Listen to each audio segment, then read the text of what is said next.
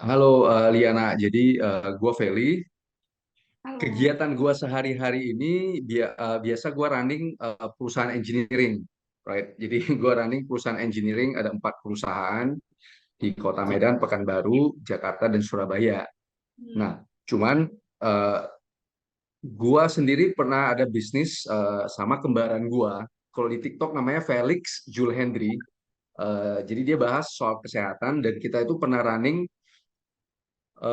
tempat wisata tuh di Medan. Nah, tempat wisata itu booming, Pak, ibaratnya booming pada saat Instagram itu mulai naik. Jadi gue merasakan sendiri first hand itu bahwa medsos itu the best marketing tool ya out there. Nah, jadi gue pengen coba peruntukan gue di TikTok. Jadi gue mulailah TikTok. Gue juga ada podcast, right? Jadi gue mau lihat nih, how far I can get kalau gue consistently interviewing people, learning from people yang udah sukses di medsos. Itu Oh, sih sebenarnya. oke. Jadi mungkin kita sekarang mau start ulang dari Right. Nah, atau jadi dari Covelli apa gimana nih? dari Liana dulu. Kira-kira perjalanan Liana masuk ke TikTok itu dari mana? Mulainya udah berapa lama? Oke. Sebenarnya aku punya cerita karir yang cukup berbeda-beda ya. Kebetulan jurusan aku tuh sebenarnya juga di luar ini. Aku juga perantau. Aku bukan asli orang Jakarta. Aku dari Sumatera juga sebenarnya. Jadi Sumatera mana? aku dari ke Tanjung Pinang, Bintan. Oh, Tanjung Pinang, Riau. Ya, Oh, I Riau, see. Kepulauan Riau. Ya, Kuliah oke. tahun 2015. Di UPH. UPH, iya. Jadi I aku see. ambilnya food tech pas itu. Nah, cerita-ceritanya pokoknya pas aku sambil kuliah itu di tahun aku mulai merasa oh ternyata I'm not that aku nggak se-smart itu. Jadi dulu kalau di kepulauan di mungkin karena kota kecil ya, jadi kompetisinya tuh nggak setinggi itu. Terus somehow aku habis pindah ke Jakarta. Dan aku itu orang yang lumayan ambis, jadi kayaknya nggak jadi yang di atas itu aku ngerasa kayak nggak suka gitu loh. Terus habis masuk sama aku masuknya kan ke food tech udah gitu masuknya inter kan. Jadi bahasa Inggris kayak susah banget buat nggak apa bahasa Inggris komunikasi itu sama bahasa Inggris edukasi tuh beda banget. Terus aku tuh nggak pernah les Ya, bahasa Inggris sama sekali. Karena papaku tuh dulu nggak kasih les begituan. Jadi kayak aduh sulit banget gitu. Terus lumayan pressure. Terus setelah di food tech tuh kayak ngelihat diri sendiri tuh kayak kayaknya aku bukan orang seakademis itu. Jadi setelah itu aku memutuskan untuk aktif nih di organisasi kan. Sambil kuliah aktif di organisasi. Nah di organisasi itu aku lumayan apa ya? Lumayan terlihat lah capability-nya untuk doing something gitu. Nah dari situ aku mulai dapat apa ya? Aku bisa bilang aku tuh tipikal orang yang looking for acknowledgement gitu loh. Kayak pengen seeking for attention juga, pengen jadi star of attention kan, dan aku udah ya. realize pada saat itu. Makanya aku cari oh ya udah deh aku aktif di organisasi aja. Abis itu setelah aktif di organisasi aku ngerasa kayak oh I have a very good capability, aku ngerasa aku punya capability di making money setelah ikut satu organisasi. Nah terus aku memutuskan untuk tahun ketiga kuliah kayaknya aku harus cari duit nih. Soalnya dilihat karena kebetulan aku bukan keluarga yang susah-susah banget, jadi memang lumayan disupport karena aku apa ya anak paling bontot, jadi papaku tuh udah nggak ada support cece koko lagi, cuman aku doang, jadi aku benar-benar dikasih fasilitas gitu. Terus setelah itu aku mikir wah gila gue kuliah aja dikasih bagi segini, nanti gue kerja gaji gue berapa ya buat bisa cover lifestyle gue atau maksudnya bisa cover living cost gue gitu kan. Akhirnya gue memutuskan kayaknya gue mesti start early deh. Jadi supaya setelah gue selesai kuliah, gue bisa hidupin sendiri. Karena pasti papa gue nggak mungkin support gue lagi dong. Akhirnya tahun ketiga tuh gue mulai cari-cari mau ngapain. Nah, setelah cari-cari, aku terjun ke dunia MLM. Nah, aku terjun di dunia MLM karena pada saat itu dunia MLM, terus aku juga ngesewain apartemen karena kan tinggalnya di apartemen tuh sebelum UPH. Nah, aku jadi broker juga. Aku jadi WO juga gitu kan. Terus akhirnya aku devoted banget di MLM ini. Nah, terus kan karena aku backgroundnya belum pernah kerja sama orang dan segala macam, masih pure banget lah ya, pemikiran dan segala macam. So aku tipikal yang kalau misalnya udah fokus di satu, ya aku kejar sampai mati-matian. Jadi di MLM ini aku mati-matian banget dan sangat berdarah-darah gitu loh. Aku pernah ke Medan juga, sampai ke Medan. Prospeknya sampai ke Medan, ke Padang, sampai ke Batam, pokoknya sampai running around pas lagi kuliah gitu kan. Dan bener-bener berdarah-darah banget, terus sampai aku lulus kuliah. Jadi mau dibilang itu good gak?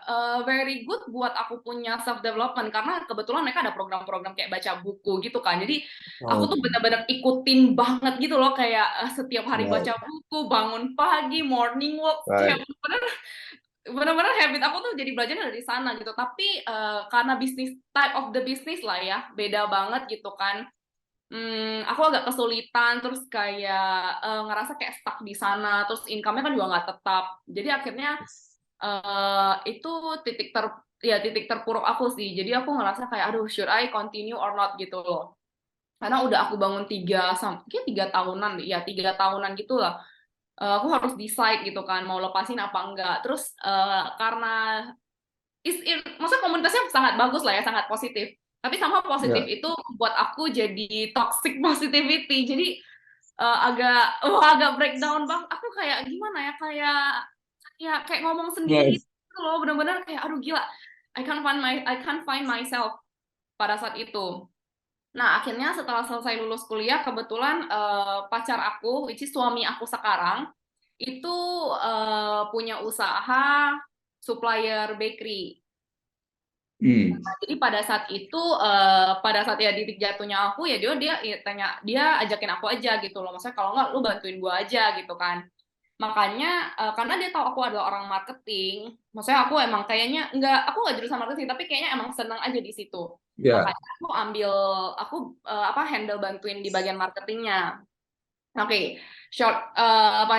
setelah setelah bantuin dia itu, jadi inilah mulai terjadinya kenapa aku masuk ke TikTok.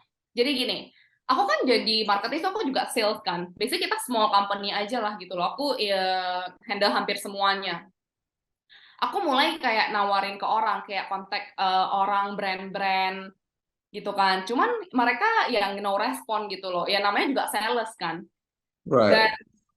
pada saat itu aku mikir kayak ya sales pas nge-approach aku mau tawarin mentega ataupun bahan baku, aku juga kayak ya kita nggak pengen ganti, dan nggak itu ya nggak nyari mereka, ya mereka maksa juga kita nggak akan respon.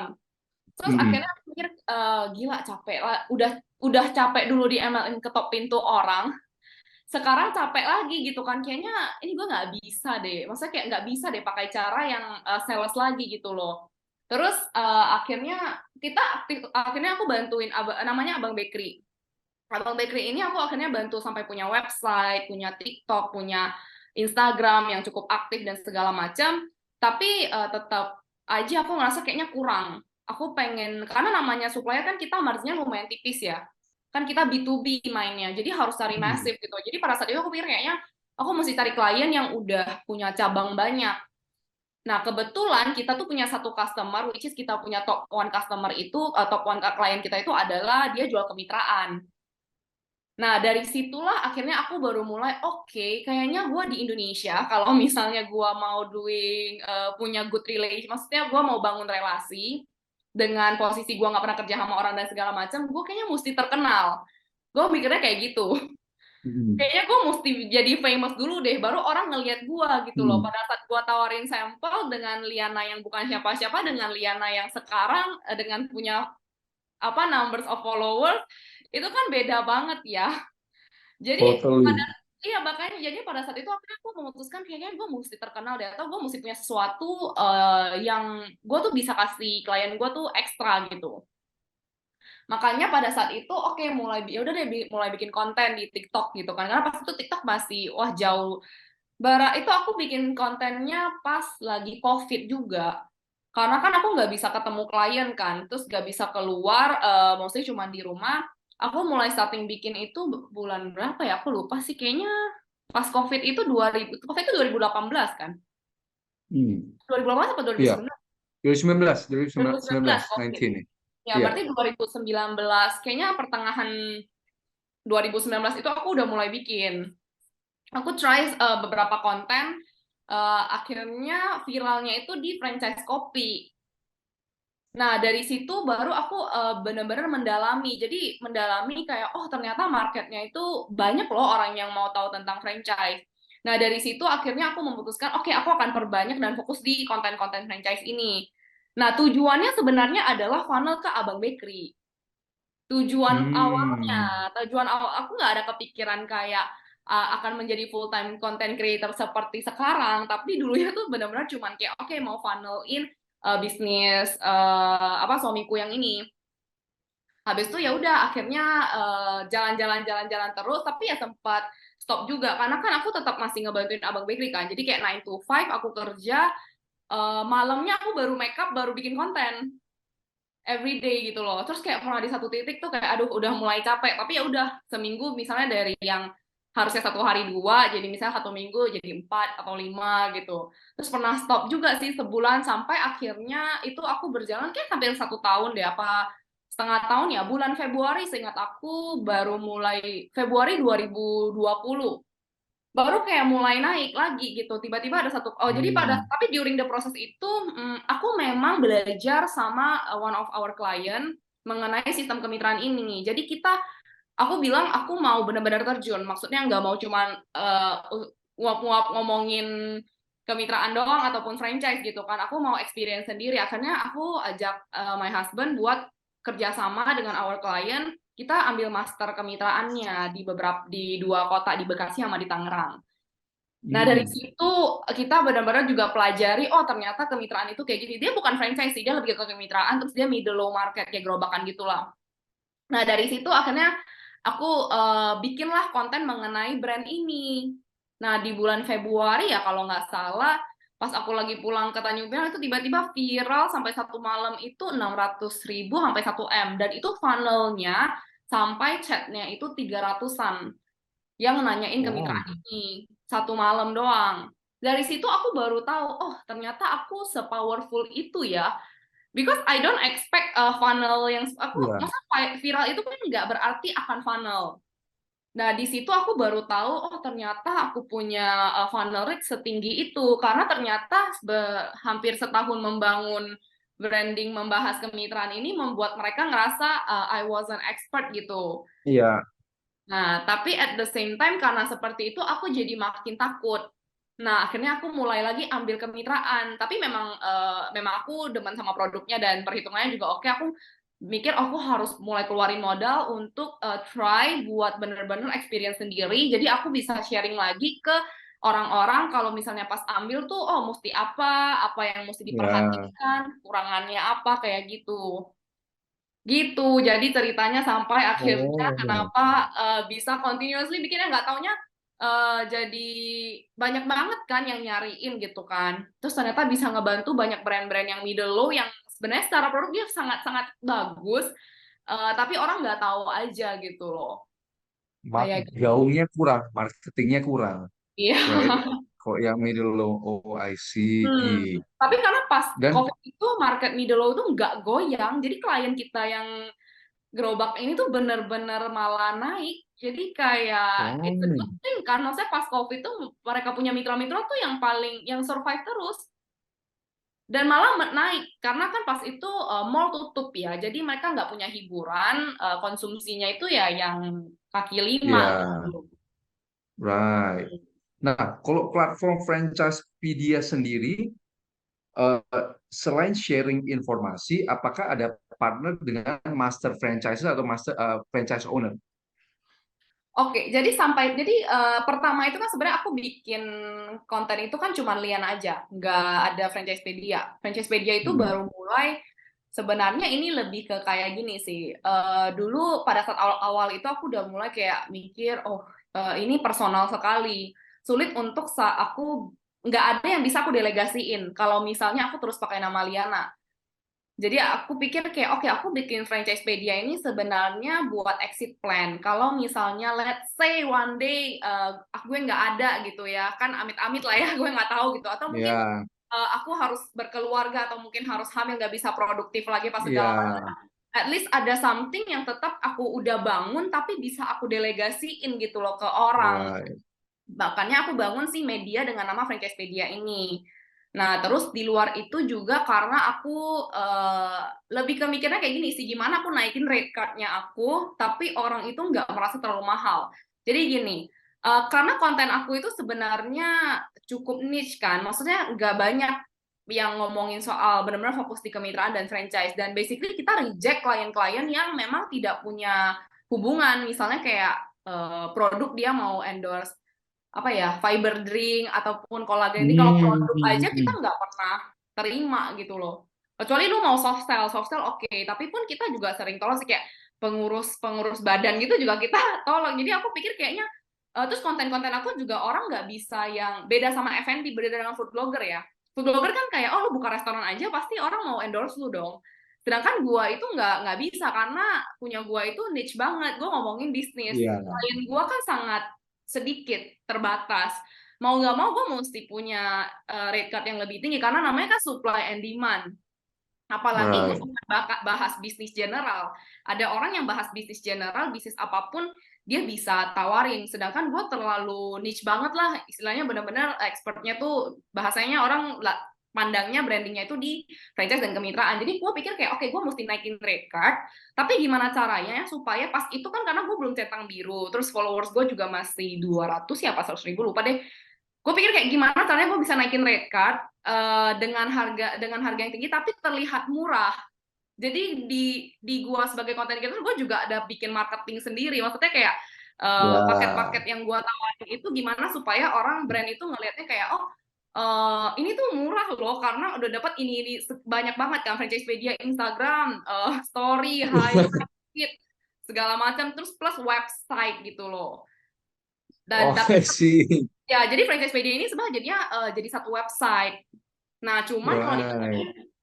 homework aku masih sampai sekarang ini ya adalah Franchisepedia punya website belum bisa aku utilize bagus banget gitu loh. Karena ya gitu, solo juga kan, aku belum menemukan partner yang tepat untuk running website ini gitu. Jadi Franchisepedia itu bisa bangun ya ceritanya gara-gara ya ini sih. Jadi kan orang kelihatan kayak dia dapat listing website segala macam. Tapi karena dengan listing website juga klien-klien aku kan juga lebih enak ya. Maksudnya orang nyarinya nggak susah. Karena kalau di TikTok kan nyarinya susah banget tuh. Mereka Hmm. mau cari kategori tuh mesti scrolling sampai ke bawah apa segala Hmm. sulit kan. Jadi aku pikir dengan website tuh mereka bisa lihat lebih banyak dan lebih gampang aja sih. Oh, range harga yang berapa. Benefitnya ya buat klien aku juga gitu. Right. Gitu. Jadi Franchisepedia bisa dibilang udah kayak marketplace untuk franchise owner, iya kan? Mereka bisa Eh masuk, iya gak sih? belum bisa marketplace, cuma media doang karena di mereka nggak, aku nggak ada megang sampai mereka purchase. Maksudnya funnel dari situ ya I don't get Oh, anything gitu loh. Nah, itu yang juga PR aku yang sampai sekarang tuh orang request kan, karena banyak sekali brand yang request buat kerjasama. Mereka pengen kerjasama lebih dari cuman paid promote gitu loh. They want me right. to bisa, cuman kayak gimana ya? Aku cuman berani ambil kalau misalnya kemitraan itu aku ambil. Jadi buat kemitraan yang nggak aku ambil, aku nggak tahu ya, masih ada conscious apa Betul. ya, kayak hati Ta- nurani itu masih Takut, nggak. takut, iya, takut kalau ada masalah malah kita yang terseret, jadi kayak jebakan Batman. Betul, betul. Jadi sampai sekarang ini Hmm. tuh aku nggak terima sistem kerjasama yang gimana banget, kecuali memang kemitraan itu aku ambil dan aku experience sendiri gitu kan. Aku tahu kayak, oh this is the right management gitu loh. Ini oke, ini produknya oke, ini harganya oke, ini profitnya masih make sense dan segala macam itu. Kerjasama jangka panjang itu hanya terjadi kalau misalnya aku memang ambil kemitraannya. Dan memang ketika aku bilang aku yang ambil kemitraannya, funnel rate-nya itu jauh lebih tinggi sih. Karena orang kan, Ya, ya oke, Lena aja berani ambil gitu. Jadi gitu. right. Jadi aku belum jadikan itu marketplace, karena itu kan terlalu, apa ya, kayak sangat komersil ya. Aku masih Iya, ada. terlalu ideal kali ya. Iya, dan bahaya juga sih, bener sih. Itu bahaya, ibaratnya kayak kayak artis yang endorse kemarin, artis-artis yang endorse apa judi online itu ya kan. Oh iya, iya, Right, jadinya iya, kayak iya, begitu. iya. Jadi kita mulai terima endorsean, udah masuk banyak, rate-nya lumayan tinggi kan, lumayan nih ya, cash kayak begini. Tapi at the same time itu jadi jebakan Batman, Iya, ngeri sekali. Ya udah lo, makanya sampai jangankan jadi marketplace ataupun misalnya third party ya buat recommend people ambil kemitraan ini, Hmm. bahkan brand-brand yang mau kita promotkan itu juga ada prosedurnya, tapi itu juga baru kita mulai by tahun lalu. Karena Hmm. sebelumnya itu kita kan oh, asal produknya aku cobain, rasanya oke, harganya masuk akal, kita pasti bikinin konten gitu loh. Tapi terus kita menemukan klien kita sendiri yang melakukan kejanggalan. Jadi Hmm. akhirnya dari situ, wah, itu aku nggak bisa tidur banget sampai berapa hari ya, kayak aduh bingung banget karena pada saat itu kan masih baru bangun juga ya, baru lagi Hmm. kenceng-kencengnya gitu ya. Maksudnya aku juga masih harus living, maksudnya harus butuh duit buat hidup juga gitu kan. Tapi Iya. di satu sisi kayak aduh gimana ya, tapi ini brandnya kayaknya kita nggak benar-benar tahu sih bahwa apa yang dilakukan sama uang tersebut gitu loh. Cuman kayak kita mendengar dari beberapa mitra, oh ternyata nggak se-healthy itu gitu kan. Jadi akhirnya kita memutuskan kita ada prosedur ini dan kita memberlakukan yang namanya refund. Tuh, jadi pada saat Oh. brand mau endorse itu kita pasti kita pasti ada investigasi mandiri dulu, prosedur-prosedur Iya. seperti itu, interview dulu, terus kita hanya terima kalau misalnya dia mau di-review jujur, kalau nggak mau di-review jujur juga nggak bisa gitu loh. Jadi kita benar-benar ngomong di awal, ya kurang lebih seperti itu, dan udah ada beberapa klien yang akhirnya kita refund sih. Oh, memang dan itu pada saat udah deal terus Liana dengar ya, oh ada kasus-kasus kayak begini nih. Ya, iya, iya, iya, dia sudah pay, terus kayak, Oh. oh, oke, ini nggak bisa sih. Jadi akhirnya kita try, tapi itu nggak langsung refund juga. Kita try to talk with the management gitu loh.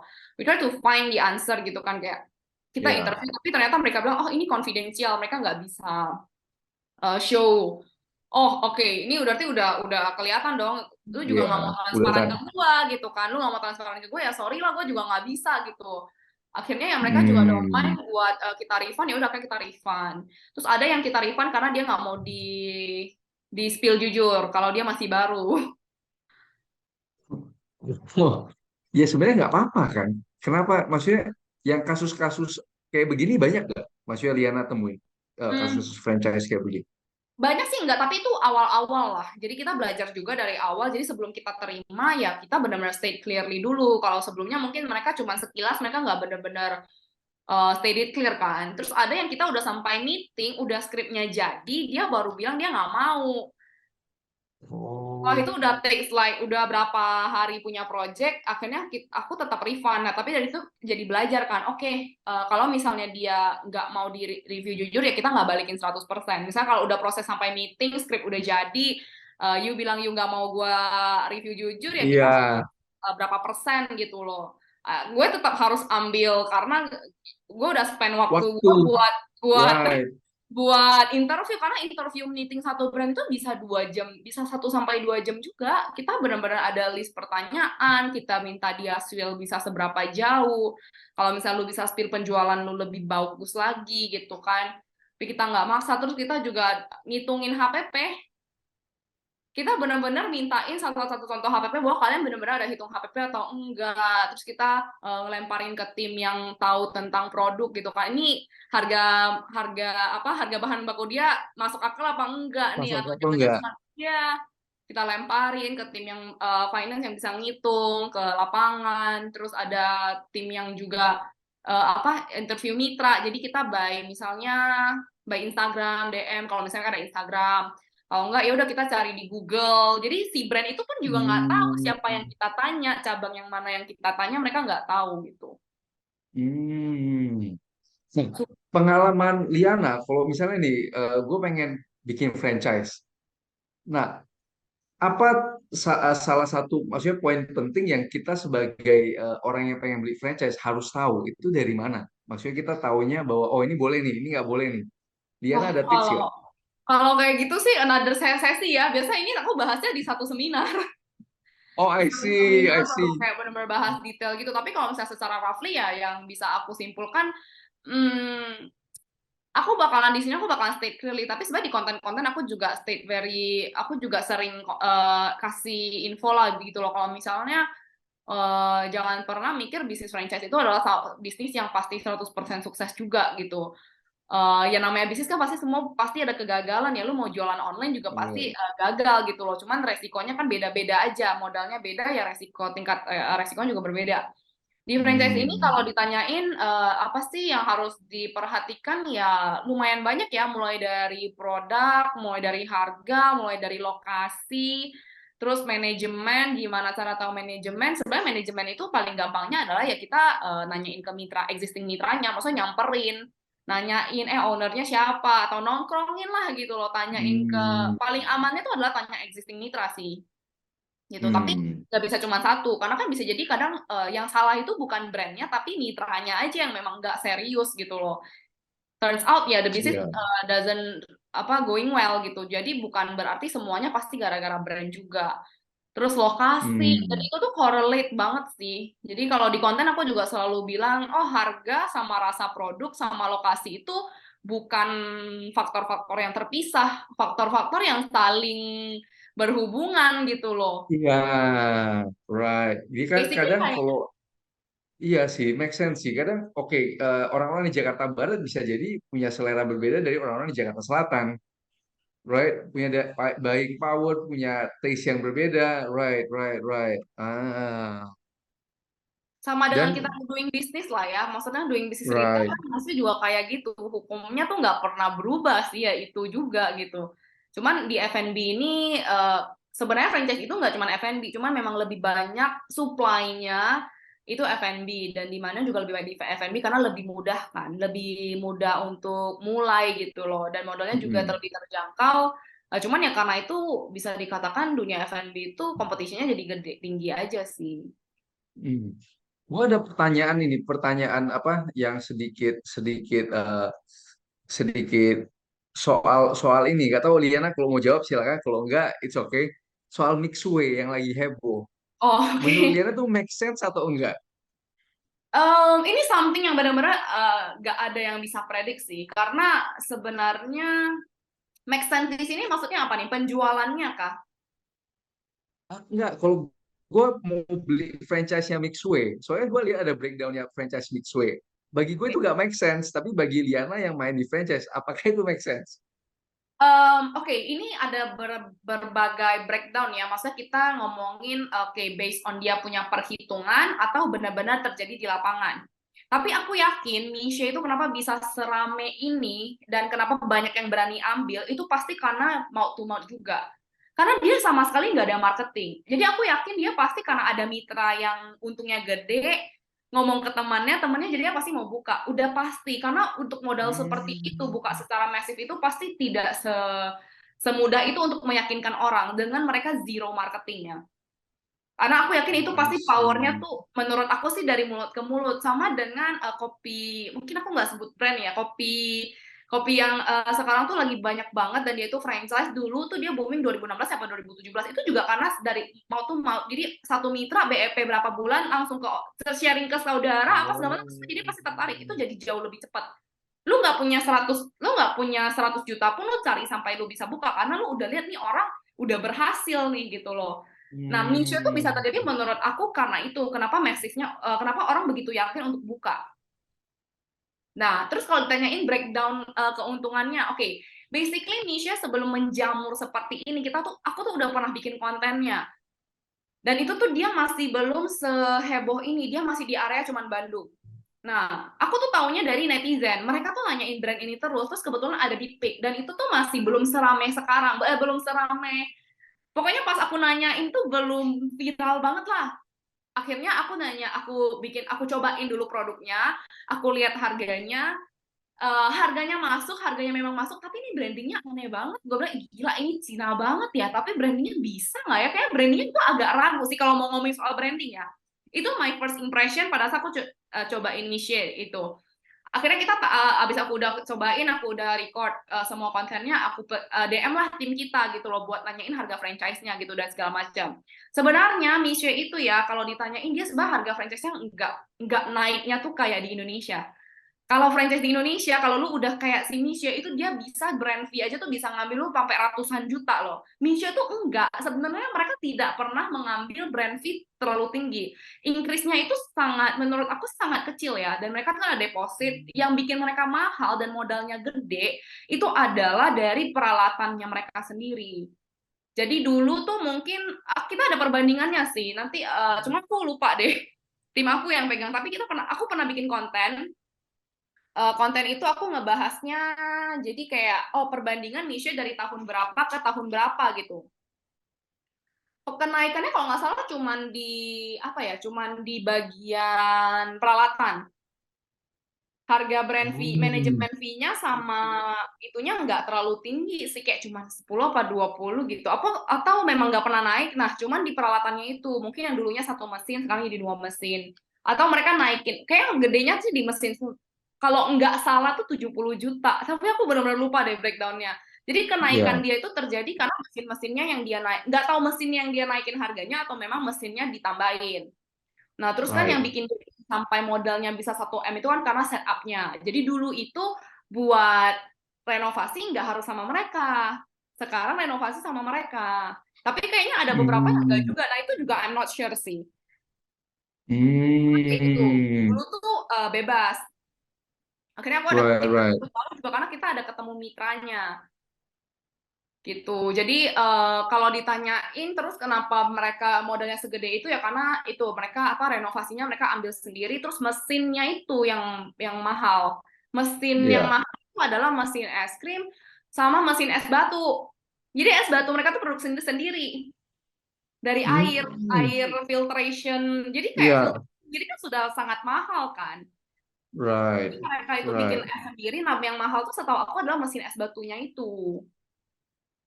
Oh ya, bisa bisa jadi sih, karena mesin es batu pakai pakai ya pendingin kan, dia butuh dalam waktu cepat jadiin es. Apalagi kalau Iya. orang lagi banyak, right? Jadi bottleneck-nya itu kemungkinan besar ya di es batu itu Karena bisa jadi buat mahal. bukanya requirement-nya itu output-nya mesti ada 35.000 watt. Oh Gede ya, gede gede banget. gede. Oh ya, besar listriknya. Banget. Dia gedenya di situ. Nah, Oh, terus kalau itu adalah breakdown secara modalnya. Kalau breakdown secara perhitungannya, kita dapatnya itu secara garis besar dia termasuk dengan produk dia ya yang harganya segitu ya. HPP-nya itu memang lumayan rendah sih dibandingkan kemitraan oh. yang ditawarkan di Indonesia. Dia termasuk yang cukup rendah ya. Hmm, Mungkin gara-gara bisa jadi kan karena dia hitungannya kan dia produksi sendiri kan bahan baku dari China dia ke ekspor sendiri gitu loh keluar. Jadi right. kenapa HPP-nya bisa rendah banget. Nah, terus untuk keuntungannya sendiri kemarin itu kita baru gak lama kita baru ketemu satu mitra yang bukanya itu di jadi aku kan tinggal di area Green Lake. Green Lake itu Ah. kan satu area aja kan. Tapi juga ada dua dua mise tapi ujung-ujung. Hmm. Nah, cuman kan pas dia buka lagi kan kayak, gila ini orang bunuh diri apa ya? Tapi ternyata pada saat dia buka baru, tapi itu dia baru-baru opening. Sekarang aku nggak tahu ya penjualannya seperti apa. Tapi pada saat dia opening, dia juga shock gitu loh. Dia benar-benar sampai kayak, aku lupa lagi, pokoknya tuh sehari itu bisa 1.000, 2.000 kok. Oh, damn. Dan itu Sehari lu ya? ya 2.000-an ya kalau nggak salah ya. Pokoknya angkanya itu benar-benar nggak masuk akal. Sehari itu dia baru buka kayaknya seminggu berturut-turut dia segitu. Padahal dia juga Gila. berdekatan kan. Tapi itu Hmm. adalah pas yang di area Green Lake ini. Nah, yang lainnya sih aku nggak tahu ya. Yang sangat-sangat dekat dan segala macem gitu. Nah, kalau pengalaman Liana liatin franchise di Indo, gue lihat banyak sekali nih. Maksudnya franchise-franchise yang di backup sama artis gitu, yang sempat nge-booming pada saat artis masih endorse, tapi langsung collapse. Kan banyak tuh. Banyak lah, ada beberapa yang gue lihat. Nah, pengalaman Liana tuh gara-gara apa? Apakah manajemennya kurang bagus? Apakah dia kanibal? Apakah HPP-nya terlalu tinggi? Apa faktor yang biasa kills the franchise? Kalau menurut aku sih gimana pun di atas 50% faktornya adalah ownernya ya. Maksudnya manajemennya gitu loh. Manajemen. Harus, nah itu adalah yang aku bilang sama followers aku itu di luar kendali gua banget, karena gua nggak bisa baca orang, gua juga nggak bisa tahu. Kita memang ada interview founder gitu kan, kita selalu nanya, minta statement dong, gimana lu bisa ngeyakinin gue bahwa brand lu itu bisa bertahan dan long term. Itu adalah pertanyaan terakhir kita setiap kita interview. Tapi everyone will say the same shit gitu. Maksudnya gue nggak bisa nilai apa yang mereka ngomongin benar-benar akan terjadi 3 tahun, 5 tahun kemudian. Dan mungkin dia pada saat itu memang serius. Tapi namanya manusia itu tuh benar-benar di luar kontrol gua banget. Gua nggak tahu dia 3 tahun lagi dia bakal Ya. seperti ini juga nggak gitu loh. Let's say Liana yang sekarang sama Liana tahun 5 tahun kemudian mungkin bisa berbeda juga kan, kita nggak tahu Hmm. kan cara dia berpikir, yang membuat dia berubah. Nah itu yang nggak bisa aku kontrol, makanya brand-brand itu aku nggak bisa tahu dia punya jangka panjang tuh bisa berapa lama. Tapi menurut aku semuanya tuh udah tergantung sama yang punya. Namanya kita Benar. bisnis, harusnya pasti Kak Feli juga tahu lah, basically kita doing business ya, 100 apa, faktor utama bukan bisnisnya aja tapi kan kita yang menjalankan. Right. Kalau misalnya lagi stuck COVID apa segala macam, ya kalau misalnya lu diam ya bisnis lu jatuh gitu, bisnis lu Hmm. going down gitu kan. Tapi kalau misalnya sebagai founder lu tetap nggak give up, lu cari solution, keep looking for solution, lu cari tahu apa yang lagi tren, lu cari solusinya gimana naikin sales sudah segala macam, ya pasti your business either dia akan stabil aja atau one day dia akan going up gitu kan. Right. Jadi Right. kalau Betul misalnya sih. ditanyain kenapa franchise banyak yang berjatuhan, I'm not sure agreement-nya seperti apa dengan artis ya. Karena kan mereka punya sistem kerjasama yang beda-beda. Ada yang mereka memang punya saham, ada yang mereka hanya sebagai brand ambassador doang, ada yang mungkin kontraknya udah Hmm. selesai, ada mungkin yang memang si artisnya nggak menjalankan apa ya, kontrak yang sesuai dengan iklan yang sesuai gitu kan, mestinya setiap hari posting seminggu berapa kali, ternyata nggak dilakukan juga dan segala macam, marketingnya nggak jalan. Nah, tapi balik lagi semua itu tergantung kepada yang punya brand ini. Dia targetnya apa? Dia targetnya emang bisnis ini mau jangka panjang atau dia ngerasa dia cuma mau jual brand aja. Ya dia kalau dia nggak peduli, dan gue nggak bisa tahu nih, ini orangnya peduli apa kagak nih sama sama brandnya. Nah yang bisa aku tahu cuman ya kita ngelihat portofolionya, kita Ya. bisa lihat Right. portofolionya kan. Nah itu aku nggak perlu spill pun ya orang-orang juga bisa baca sendiri gitu loh dengan kondisi kan. Yang brand ini, maksudnya I don't have to say it, ya people juga bisa nilai, oh ini under satu manajemen gitu loh. Mereka kan bisa lihat, oh boomingnya cuma sebentar, oh ini rame nggak ya, laku nggak ya, gitu loh. Hmm. Kurang lebih sih seperti itu. Ya. Semuanya tuh kembali ke ya tetap pemiliknya Orangnya. sih. Ya. Karena Right. aku juga pernah ketemu orang-orang yang mungkin mereka dari cuman apa ya, maksudnya dari susah terus dia buka kemitraan, jual kemitraan, dia jadinya orangnya nggak jahat, orangnya nggak apa, cuman mereka mentalnya belum ready aja untuk membangun bisnis, punya cabang segitu banyak. Mikirnya oke, aku udah dapat duitnya, dan mereka bukan yang kayak mau makan duit orang juga. They just don't know how to run it Yes. bigger. Properly. Iya. They Karena just don't know mindsetnya how belum to, di situ. ya, Ya. Bisa tiba-tiba kebayang dapat sih gua. dapat duit cepat kayak kenyamplok, ya udah deh gitu kan. Yes. Dia juga nggak yang Yes. bermaksud untuk mau merugikan mitra. Kalau dia punya cara dia juga pengen, tapi dia nggak ngerti aja Right.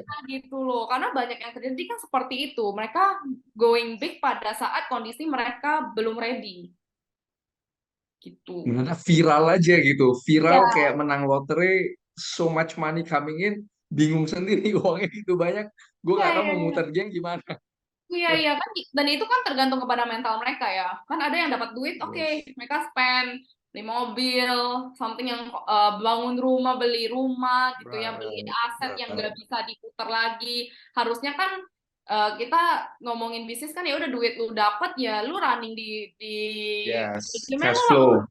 naikin, lu punya marketing, lu naikin segala macam, lu cari orang R&D, orang kreatif gitu. Tapi kan nggak semua orang know how Yes. it works gitu.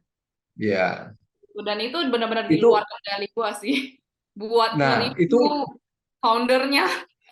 betul sih. Nah, pengalaman dagangnya Liana, maksudnya gue bisa bisa sedikit guess ya. Berarti kan Liana terlahir sebagai dari keluarga wirausaha, Oh betul iya, nggak? Iya kan? bapakku ya. Iya kan? Jadi ini yang gue sering-sering disclaimer ke pendengar gue. Jadi kadang kita lihat gue interview anak-anak yang junior-junior gue, kan gue udah umur 30-an, dia masih umur 25, terus sudah Oh ya. sukses. Terus ada lagi yang kemarin Tanjun House baru umur 20-an udah sukses. Jadi gue selalu kasih tahu bahwa pendengar gue ini, untuk kita-kita yang masih berumuran tapi berumur 20 30 tapi udah sukses, biasanya itu terlahir dari keluarga wirausaha. Karena kita udah lihat kan, bokap nyokap kita dari kecil, oh ini nih kehidupan wirausaha, ini mentalitas yang kita harus punya. Jadi secara nggak langsung kita udah di-train. Nah, kadang kan orang lihat, oh ya, lu enak anak orang kaya, bukan masalah lu anak orang kaya atau anak bukan orang kaya. It's just about the mentality. Iya, iya, iya. It's about the mentality. Jadi kadang dapat uang sebanyak itu, tapi lu nggak punya mentalitas untuk mengelola uang, atau lu nggak punya mentalitas wirausaha, itu gone juga. Itu sih yang gue sering sering harus disclaimer nih di podcast gue. Nah, Liana, pencapaian tertinggi franchise PD itu apa? Klien, kalau Liana boleh spill, apa nih yang mendadak lihat, oh this is the real thing nih, this is the real thing. Apa kasus apa itu? Kalau mau dibilang sampai saat ini aku belum puas juga sih ya. Mau dibilang Hmm. kayak ya kayaknya tapi satu sisi itu juga kekurangan aku ya karena jatuhnya tuh kayaknya jarang bersyukur gitu. Cuman kalau mau dilihat gimana ya Franchisepedia ya I'm quite proud lah with my team juga ya yang lagi ada di sini. Maksudnya eh, dia juga ngebantuin aku banyak gitu. Maksudnya kalau mau dibilang pencapaian tertinggi masih jauh banget sih karena goal yang mau dicapai itu masih ada terus gitu loh dan keep keep coming setiap quarter itu kan pasti kita ada target-target ya. Cuma Hmm. kayak kita try our best. Mungkin kalau mau dibilang sekarang kalau secara nama Franchisepedia mungkin aku ngerasa masih belum ya. Karena gimana pun tetap klien coming from my TikTok gitu. TikTok, personal Betul. TikTok ya, personal brandingnya Liana kan. Jadi kalau mau dibilang kayak Right. Franchisepedia, mungkin nggak bisa ngomong, nggak bilang Franchisepedia, tapi lebih kayak everything yang I've done, pencapaian tertinggi itu adalah lebih ke, misalnya kita udah mulai terdengar di luar kota, jadi misalnya kita mulai diundang ke luar kota, terus juga Hmm. hmm, apa ya, targetnya ya, maksudnya pengen ke luar negeri ya, maksudnya pengen dipandang di sana juga, tapi ya belum. Terus ya pencapaian tertinggi apa ya? Udah mulai berarti gaungnya untuk seminar-seminar udah mulai keluar kota berarti ya. Seminar sih belum lah ya, karena aku sendiri juga sangat jaga-jaga sih. Dalam arti gini, kalau mau buat seminar bisa, tapi aku sendiri tuh nggak ngerasa hmm, aku sukses banget gitu loh di franchise. Kecuali aku bener-bener bisa sukses banget di franchise, mungkin aku akan ngajarin orang atau ngasih sharing tips gitu. Basically kalau mau ditanyain aku juga jujur-jujuran, aku masih belajar juga. Tapi pada saat aku Hmm. belajar, aku kasih tahu gitu loh. Oh, aku belajarnya di sini.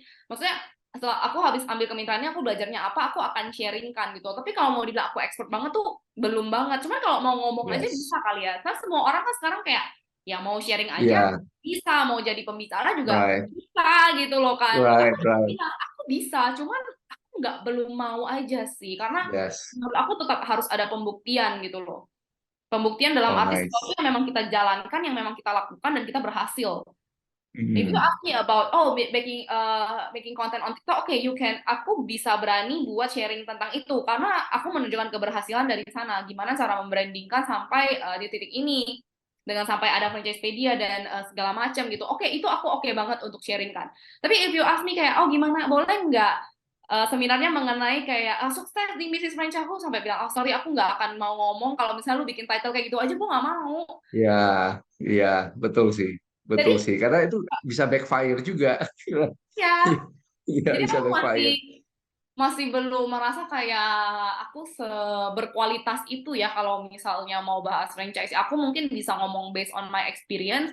Makanya aku juga nggak terima bayaran ya kayak buka buka dong seminar ajaran gitu. Dulu pernah kepikiran sih, Hmm. cuman kayak pikir-pikir lagi kayak gimana ya kayak masih belum ready aja sih, masih merasa Ya, sendiri belum belum good enough untuk dibayar demi apa demi ya cuman pengalaman secuil ya, secuil ini ya. aja. That's nice. That's a really nice you being humble. That's really really nice. Nah, Jadi gue pengen tahu, kan udah dapet, Lena udah dapet centang biru. Caranya gimana sih? Cara dapet centang biru gimana? Perjalanan dapet centang biru.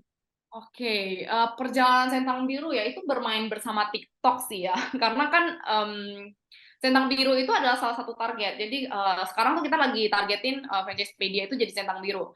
Kalau mau ditanyain gimana caranya, ini ada beberapa nih, secara teknis atau secara kita punya cara secara teknis atau mungkin mindset ataupun biasanya gitu ya. Jadi gini, aku itu percaya setiap kali kita mau bikin goal itu aku selalu tulis. Jadi aku inget banget ya ngejar centang biru ini sama ada tim aku yang lagi di sini. Itu aku tulis di kertas, pokoknya tahun berapa gitu mau centang biru by sebelum Desember. Tapi by the way itu nggak jadi langsung centang biru, kita centang birunya di awal tahun ke depannya gitu. Aku tulis banget, so aku tempel gitu loh. Berantakan ya tulisannya, apa nggak mau tahu, pokoknya gue mau centang biru gitu loh. Gue nggak mau tahu, gue udah something yang menurut aku seperti itu mesti ada sih. Yang benar-benar kita tulis clearly, jadi reminder kita setiap hari supaya subconscious mind kita juga oke, we are working on it gitu loh. Nah, terus cara aku bisa mendapatkan centang biru mungkin berbeda-beda. Mungkin agak beda sama orang lain. Jadi dulu itu di TikTok itu kita selalu ada campaign kan. Maksudnya mereka tuh selalu ada competition. Sekarang tuh udah enggak. Jadi Hmm. TikTok itu benar-benar changing, keep changing. Dulu itu ada yang namanya homepage.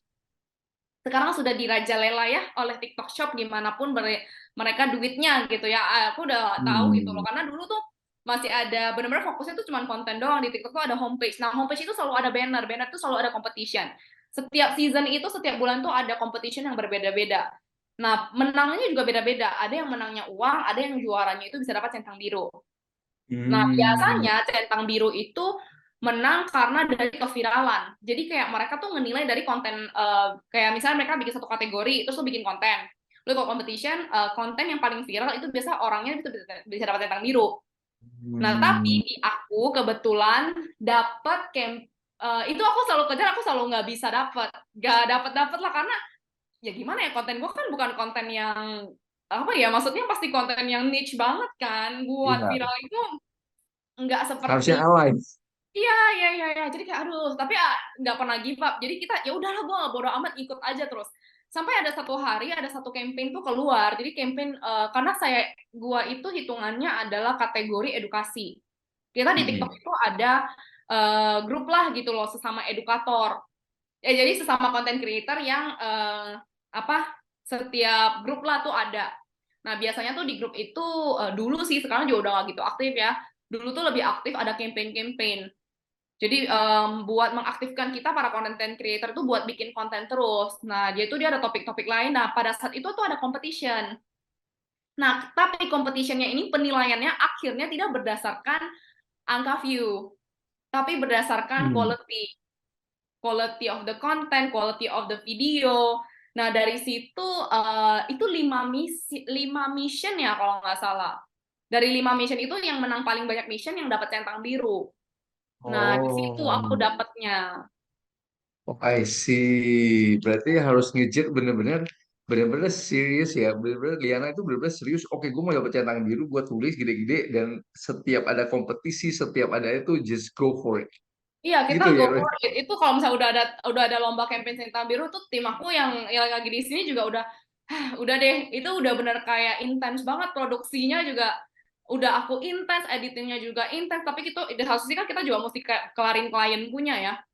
Right. Kan kita nyambungin juga, try to sambungin apa campaignnya sama klien gitu-gitu. Pokoknya intens banget lah, produksi terus di range waktu itu jadi bengek-bengeknya tuh di masa, karena kan mereka ada Right. uang kan biasanya gitu. Iya sih, gue bisa kebayang kita harus bikin konten klien terus sendiri editornya gimana cara bikin konten editing yang bener-bener bagus kan Oh ya, pada saat itu by the way aku belum punya editor lagi.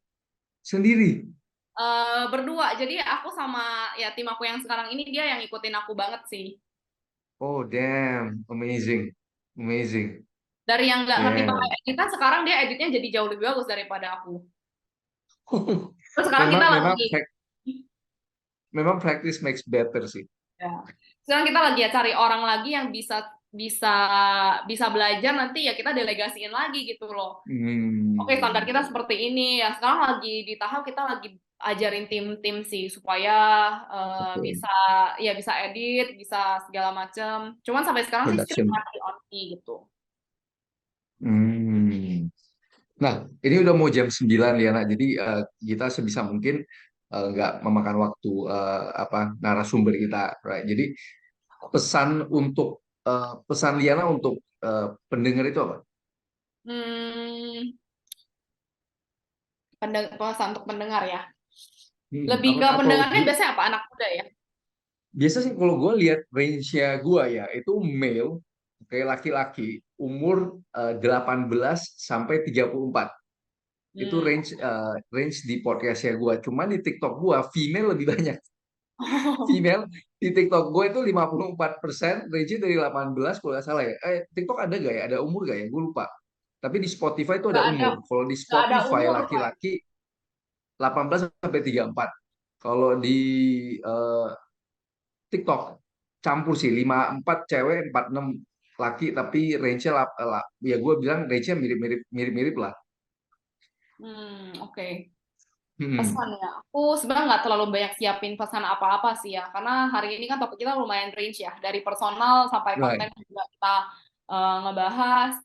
Mungkin lebih ke reminder buat aku sendiri juga kali ya, karena reminder buat aku sendiri kalau setiap orang itu punya cerita dan jalan karir yang berbeda-beda.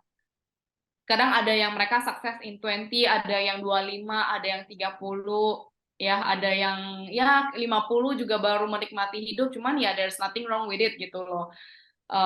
Ini reminder buat aku juga untuk harus selalu mikir lebih banyak bersyukur dan lebih apa ya, ngelihat bahwa oh you've done so far gitu loh. You've done so far, dengan itu mungkin kita akan melihat ke depannya juga jauh lebih positif kalau misalnya there will always a hope lah. Maksudnya selama kita nggak berhenti terus kejar terus berusaha, menurut aku semuanya itu pasti akan berjalan dengan pasti ada jalannya sih, tapi tidak berjalan dengan baik. Yang namanya hidup, selama lu nafas, challenge itu akan selalu ada. Mau levelnya seberapapun, pokoknya ya tahap-tahap kehidupan sebelum lu married, selalu married, selalu punya anak itu is different challenge juga gitu kan. Jadi menurut aku ya pasti selalu ada jalannya sih. Itu aja Yeah, palingnya very dari nice. aku. Yeah, very nice. Very nice. Iya sih, itu reminder buat gue juga sih.